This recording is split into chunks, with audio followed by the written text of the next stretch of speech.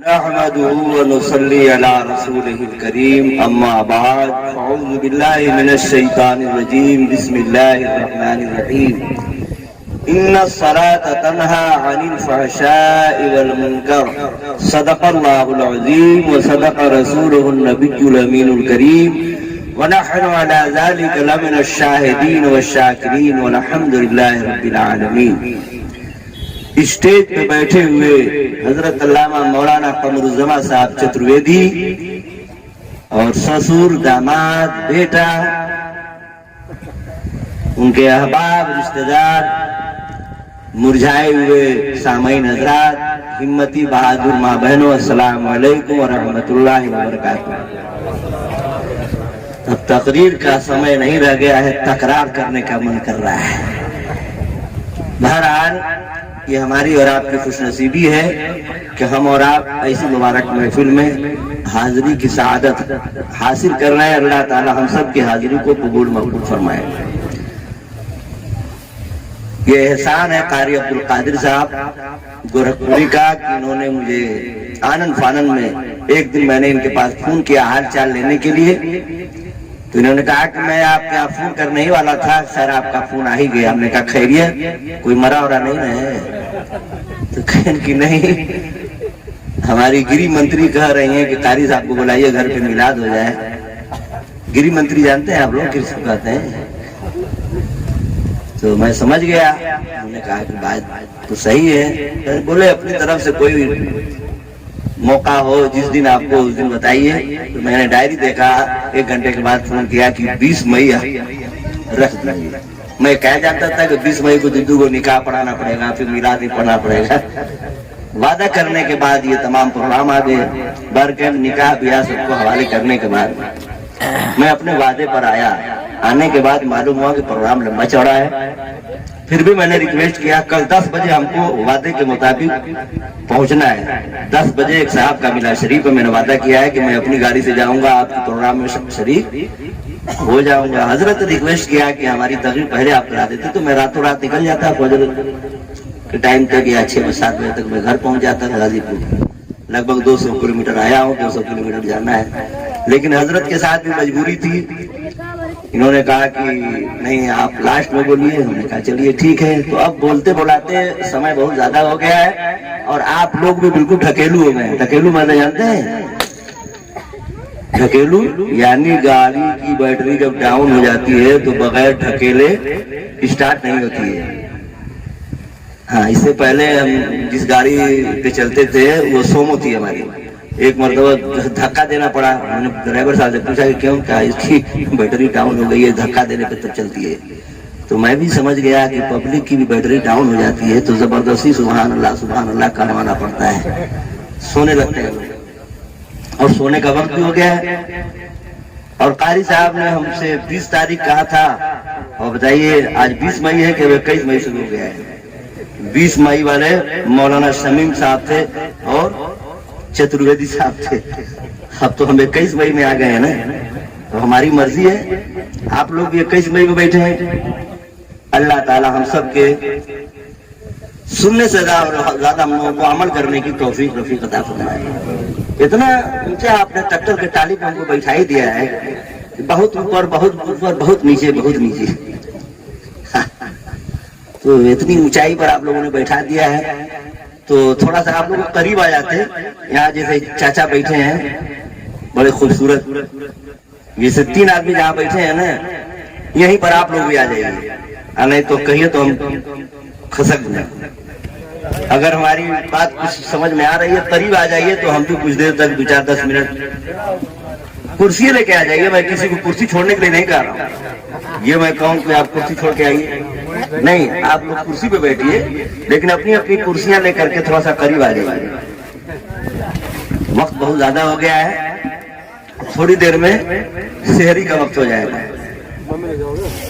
चाचा आ जाइए, आप लोग भी करीब आ जाइए। सही कहा कारी अब्दुल कादिर साहब ने कि मर्दों से ज्यादा हिम्मती हमारी माँ बहनें हैं। देखिए सब सुबह तक जगती हैं किसी काम में भी, शादी हो, ब्याह हो, चाहे वो रजका हो, चाहे वो जलसा हो, लेकिन सुबह इनको जगाना नहीं पड़ता है। सुबह इनको जगाना, मर्द है तो सुबह 8 बजे तक सोए रहेंगे, लेकिन किसी की बहू, किसी की बेटी, किसी की माँ बहन क्या 8 बजे दिन तक सोती है? कभी देखा आपने?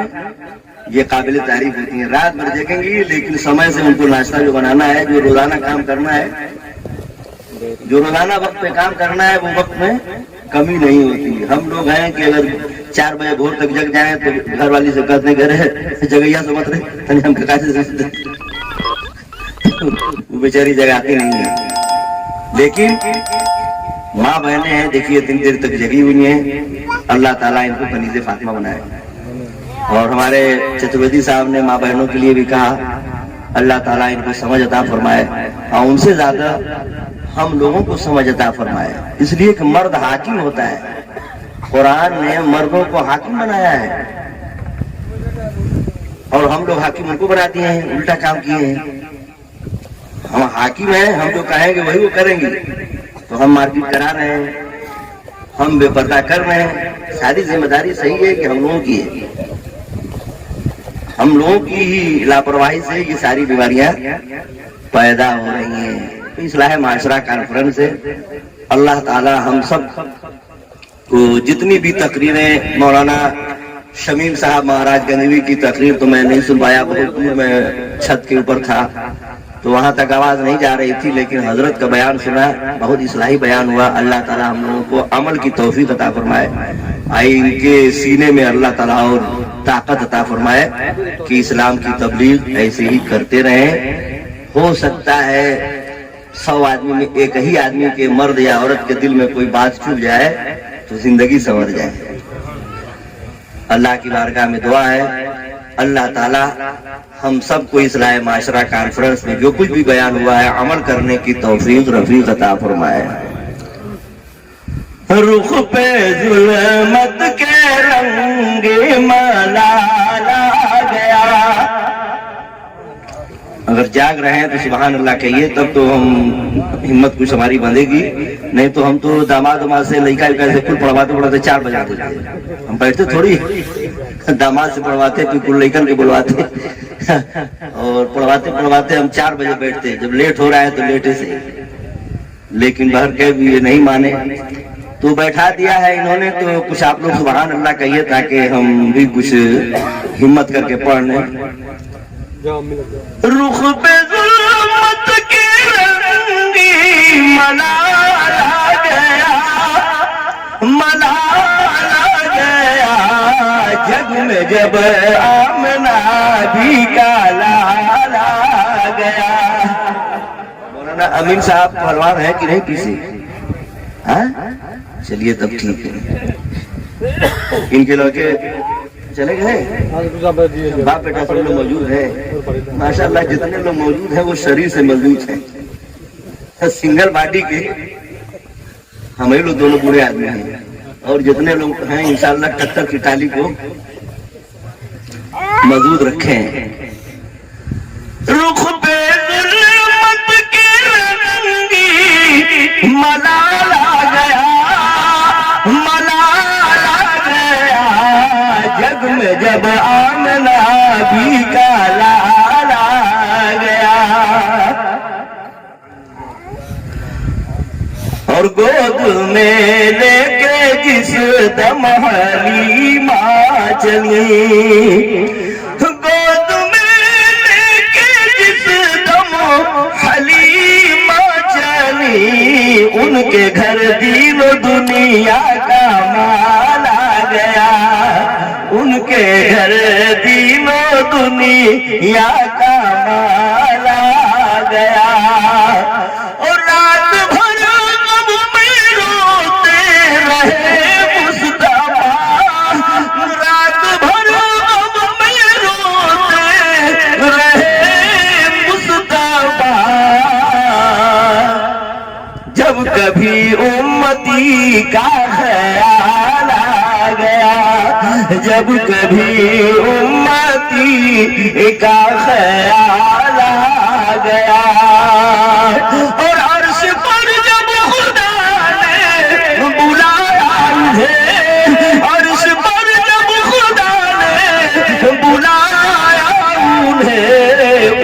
उम्मती का भी ख्याल आ गया, उम्मती का वहाँ भी ख्याल आ गया। जो हमारे नबी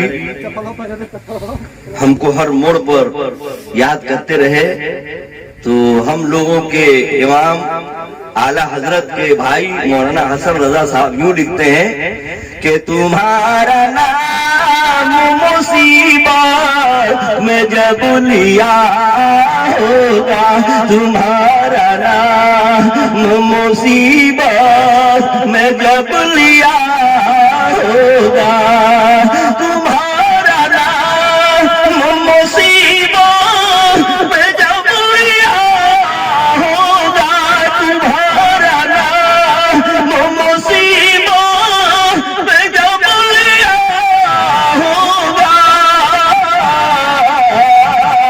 हमारा बिगड़ा हुआ काम बन गया होगा, हमारा बिगड़ा हुआ काम बन गया होगा। और कोई कहेगा दुहाई या रसूल अल्लाह, कोई कहेगा दुहाई या रसूल अल्लाह, तो कोई थाम के दामन मचल गया होगा, तो कोई थाम के दामन मचल गया होगा, तुम्हारा नाम मुसीबत में जब लिया होगा, हमारा बिगड़ा हुआ काम बन गया होगा। और नबी के नाम पर हम इतनी रात तक क्यों जग रहे हैं? क्यों? इसलिए कि कोई कहेगा, सभी कहेंगे नबी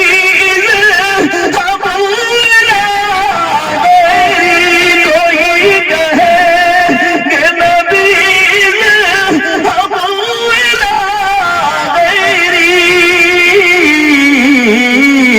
मेरे हुजूर के लब पर आना होगा, कहेंगे नबी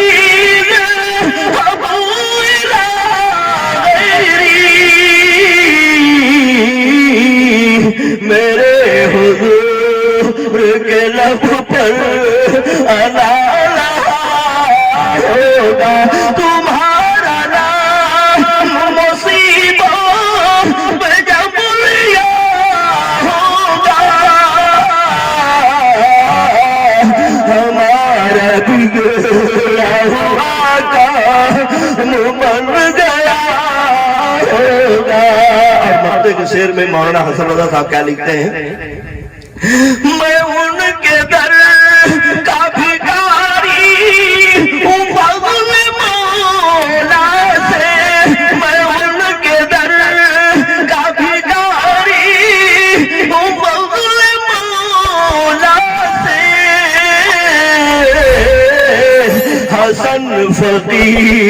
हसन फकीर का जन्नत में बिस्तरा होगा, हसन फकीर का जन्नत में बिस्तरा होगा, तुम्हारा नाम मुसीबत में जब लिया होगा,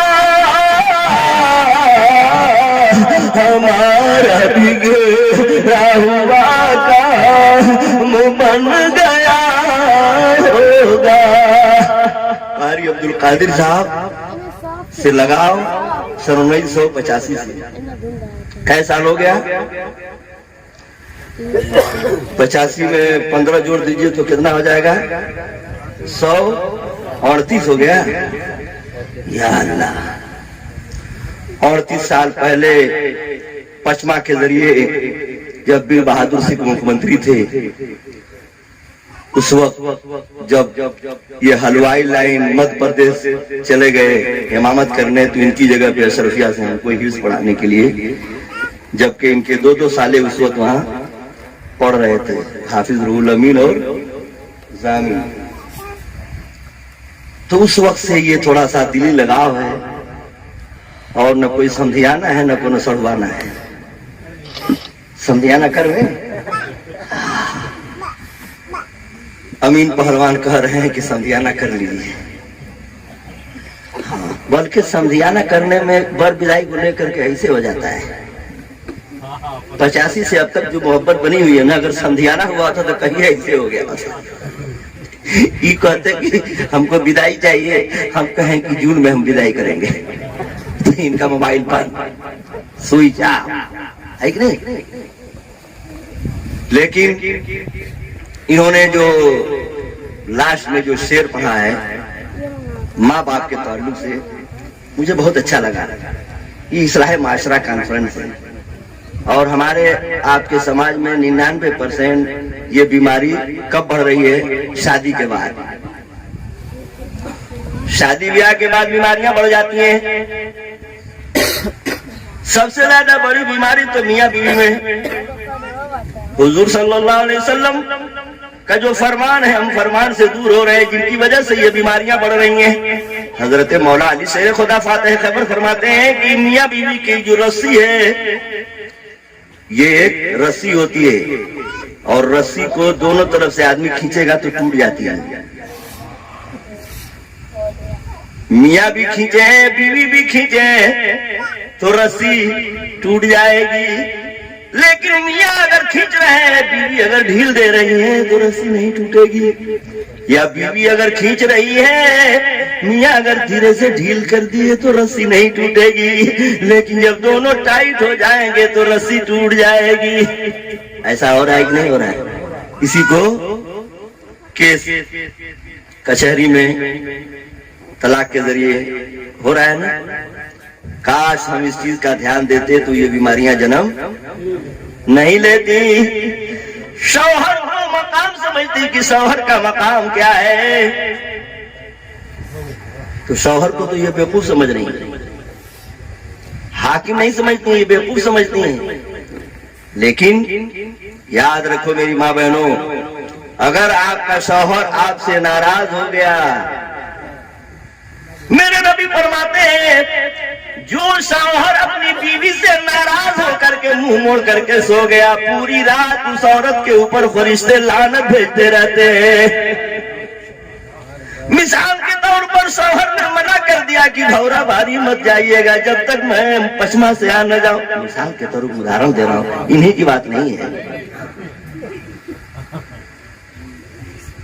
मौलाना कमरुज़्ज़मा चतुर्वेदी साहब ने अपनी अहलिया से कह दिया कि जब तक मैं नूरुद्दीन शख्स से तकरीर करके ना आ जाऊं, अपने भैया के यहाँ मत जाइएगा, मेरा इंतजार कर लीजिएगा। वो कहेंगे कि कै बजे तक आइएगा, तो मौलाना कमरुज़्ज़मा चतुर्वेदी साहब कहेंगे कि 4 बजे भोर तक आ जाऊंगा। पहुंचे 8 बजे और 7 बजे घर से निकल गए, इनकी झरझरे भरसाई में पड़े। इनकी मेरे भैया का बिया है, भतीजे का बिया है, मुझे यूं ना है, इनका तो रोज रोज तकरीरें लगी है, इनका रोज रोज तकरीरें लगी है, रोज रोज बिया थोड़े भतीजा के। पता चला कि मौलानी नकाब लगाए झाड़ के चल दी, मौलाना के हुक्म का पालन नहीं किया। तो पता चला मेरे नबी फरमाते हैं जो बीवी शौहर के हुक्म का पालन नहीं किया और नाफरमानी करके घर से कदम निकाल देती हैं, तो फरिश्ते उस वक्त तक उसके ऊपर लानत भेजते रहते हैं जब तक घर के अंदर वापस नहीं आती है। या अल्लाह, जब हम लोग अशरफिया में किरत पढ़ रहे थे तो उसमें हुरूफ की जिद्दत, कारी अब्दुल कादिर साहब, जब जिद्दत की बात आई तो कारी अज़मुद्दीन साहब पर्दा फरमा गए। वो हम लोगों के उस्ताद थे, वो बताने लगे कि एक तो औरत बड़ी जिद्दी थी, हमेशा काम जो है उल्टा करती थी। शौहर कहे कि आज खिचड़ी बनाइएगा तो बिरयानी बनाती थी, शौहर कहे कि आज दाल रोटी बनाइएगा तो दिन खिचड़ी बना दे, यानी जवन काम कहे उसका उल्टा करे। एक दिन दोस्त आ गए गए। शौहर ने कहा कि देख भाई मौलाना कमरुज़्ज़मान चतुर्वेदी आए हैं महाराजगंज के बेनी पार्क, परसा के मौलाना शमीम आए हैं, तनी हम लोगों के रिश्ते में लगते हैं, तनी आज उल्टा सीधा खाना मत बनाना, तनी सीधे सीधे बनाना, जरा गोश्त थोड़ा बना देना और बकरा का गोश्त लाया हूँ जरा सही ढंग से बनाना। उल्टा सीधा बना दिया।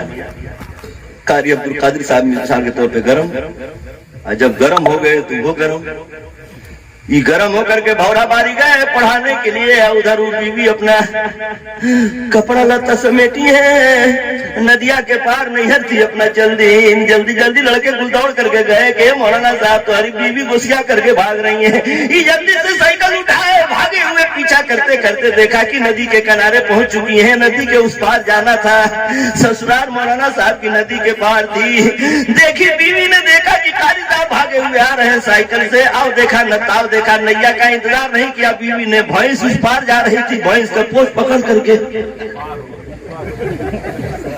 पार होने लगी। जब पार होने लगी तब कारी साहब का दिल धक धक करने लगा, या अल्लाह ये इतनी जिद्दी औरत है, खुदा न खास्ता अगर भैंस का पोछ छोड़ दिया इसने तो ये तो मरी जाएगी। आप बेचारे दिल का धक कहें कि ना कहें, कहें कि ना कहें।